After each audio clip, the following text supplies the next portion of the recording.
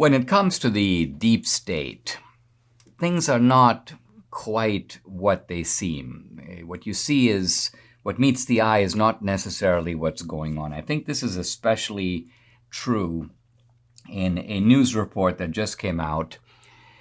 And the news report is that the FBI has had on its payroll for 3 years a Russian businessman, in fact, a kind of Russian agent named Igor Danchenko.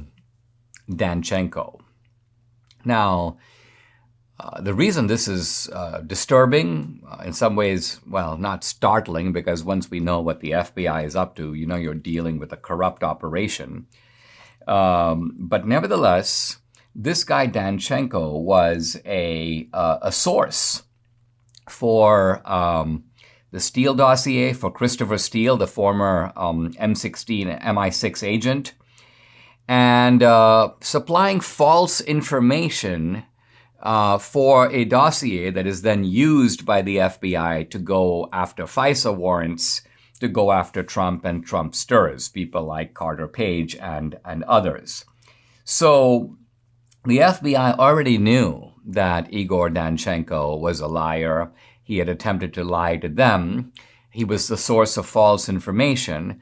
And they already suspected, in fact, they kind of knew that he was a Russian agent. Why? Because earlier, this same Danchenko had tried to buy classified information. He was basically inquiring about people that could supply him with classified information. He said he knew people who'd be willing to pay for that classified information. The FBI knew all this.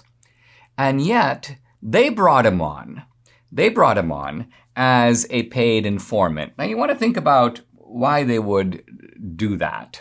Well, one reason is that when the FBI brings someone on as a confidential informant, that person is then, in a sense, protected. They're removed from the public sphere. In fact, it's difficult to go after them because they're not private citizens. You can't, in a normal way, pursue them. They're now, in a sense, within the orbit and under the protection of the FBI. So what we're getting at here is that the FBI hires Danchenko, most likely. There's no kind of good reason to do it because they knew this guy was a crook. In fact, they knew he was a Russian agent. The only reason to hire him is to protect him, and they're protecting him in order to keep going their crusade, their illicit campaign to get rid of Trump, to go after Trump, to keep the Trump investigation alive. So think about it. They're accusing Trump of Russia collusion. And what is the FBI itself doing? Bringing on board on its own team a known Russian asset, a known liar, a known sort of disinformation specialist. Now, all of this comes out because John Durham, who is going to be trying this guy, Igor Danchenko, in a court, he's accusing Danchenko of lying to the FBI, several counts of lying. By the way, Danchenko is apparently the author, or at least the source, of the idea that Trump was in Moscow. He stayed at the Ritz-Carlton. He consorted with prostitutes.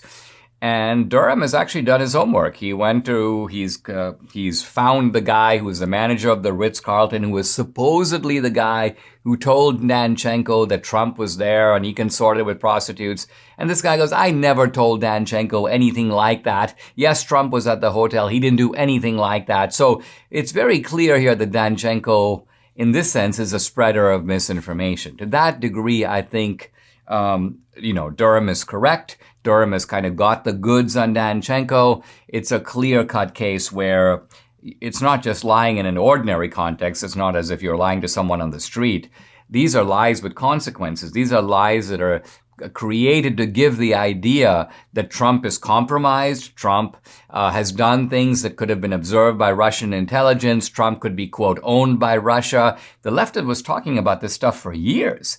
All this stuff was leaked to the media. All of this was part of official investigations. Mueller was on it at one point.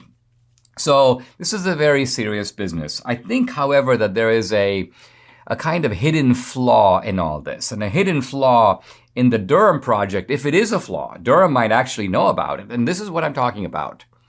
the whole premise of all this is that this guy Danchenko is, quote, lying to the FBI, misleading the FBI. But here's my question.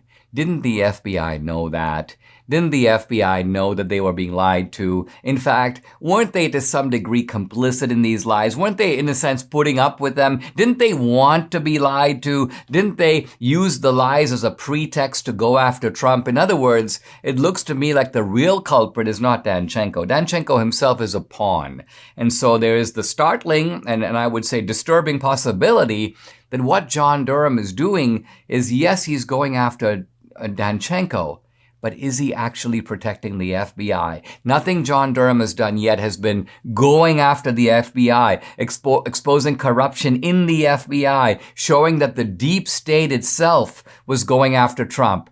With Durham, it's go after this guy, go after that guy, but in a strange way, leave intact, leave protected the malevolent deep state.